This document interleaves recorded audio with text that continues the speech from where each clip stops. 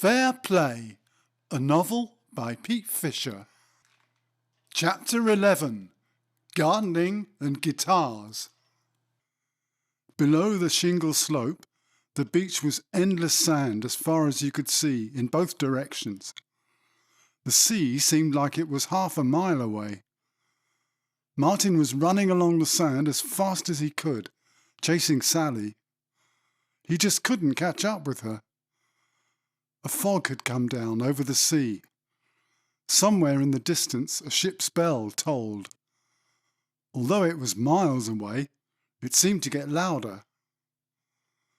Martin awoke. The doorbell rang again, this time repeatedly.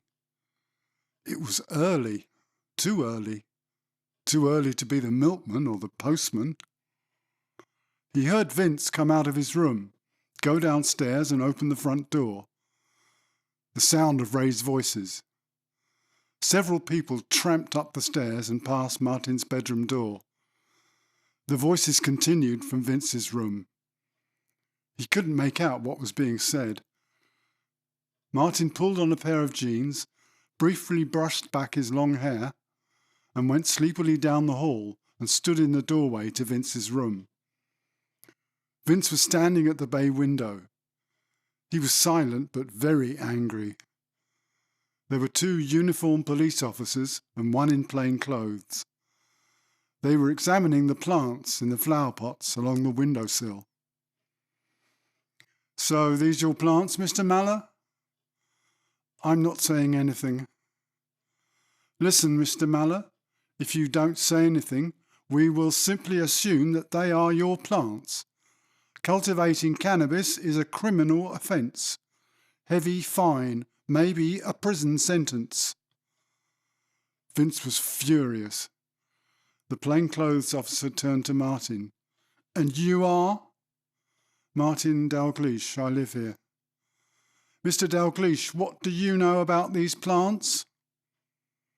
Vince had said Martin could have one of them. Martin didn't want to leave Vince in the lurch. He struggled with his conscience. He should have refused to say anything. Vince glared at him. Martin cleared his throat nervously. "Okay, one of them's mine. I don't know which one, though." Vince had 6 small plants on the windowsill. He could easily have taken the rap for all of them. The plants had obviously been visible from the street, especially from the neighbour's house opposite. Someone must have snitched. "Mr. Maller, Mr. Dalgleish, you will both report to the police station at 6 p.m. this evening. There you will be charged. We are confiscating the plants as evidence." The uniformed officers followed the detective downstairs, carrying the flower pots with the plants. As soon as he heard the front door shut, Vince lit up a cigarette. As an afterthought, he offered Martin one from the packet. Martin took it gratefully. Vince gave him a light. Neither of them spoke at first. Then Vince began. "Look, I was angry. I should have said they were mine. They're going to hammer me whether it's 5 or 6. Bang go my savings, and now I'll have a record. I'll have to stop dealing for a while. They'll be keeping an eye on me. Fucking pigs. We should have put them in the back window.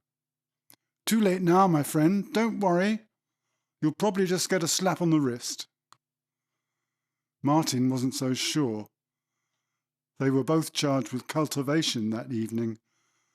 The magistrate's court hearing would probably take a while to come up. 2 months later, they appeared at Marylebone Magistrates' Court. Martin had his hair cut short and had borrowed shirt and tie. Vince had trimmed his beard and put on his smartest jacket. They both pleaded guilty to cultivation of cannabis. Vince was fined £50 and bound over for 3 years. Martin was given a conditional discharge for 2 years. Afterwards, Martin bought them both pints and double scotches. Vince had moved out. He and his girlfriend were living together now in her flat in Blackheath. Martin had moved into the big front room. His college mate Colin was now in the smaller back room. Vince had left him the big writing table. It was now in the corner next to the window. The phone and a notepad sat near the wall to the left.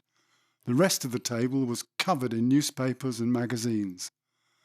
Martin was engrossed in the weekly music paper adverts, looking at the price of second-hand amps and guitars he couldn't afford.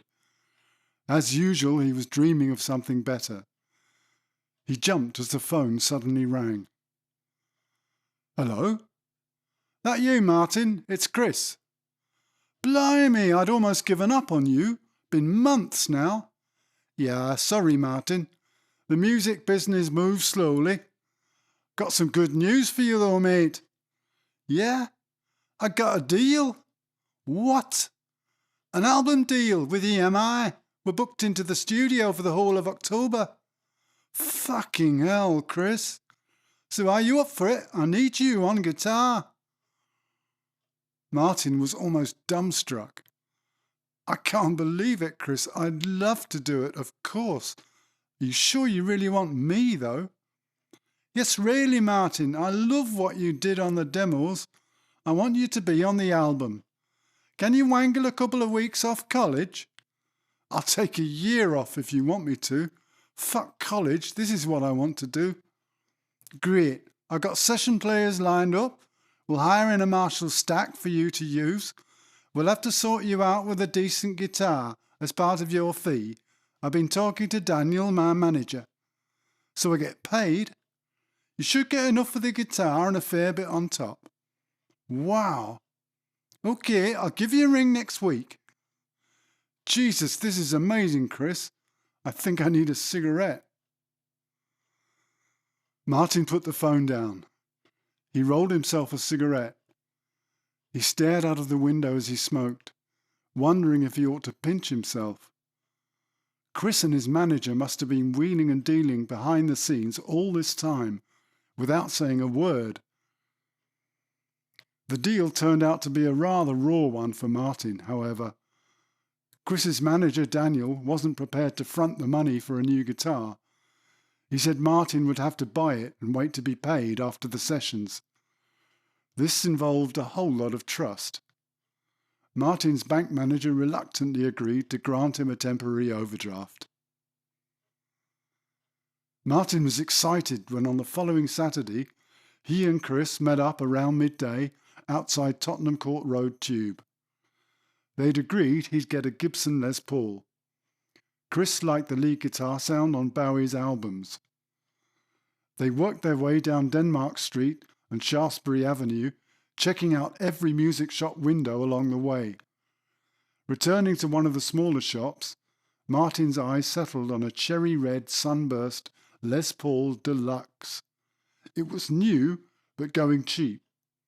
The lacquer finish had some tiny imperfections. Martin tried it nervously. It sounded superb, even without an amp. He didn't need long to think it over. Martin wrote a cheque and left the shop with the guitar in a brand new case. Another dream come true. Over the next few weeks, Martin played the new Gibson for several hours every day. It needed playing in.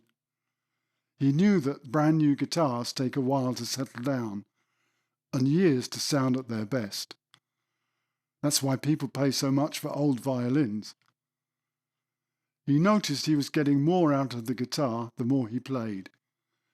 He couldn't wait to hear what it sounded like in the studio.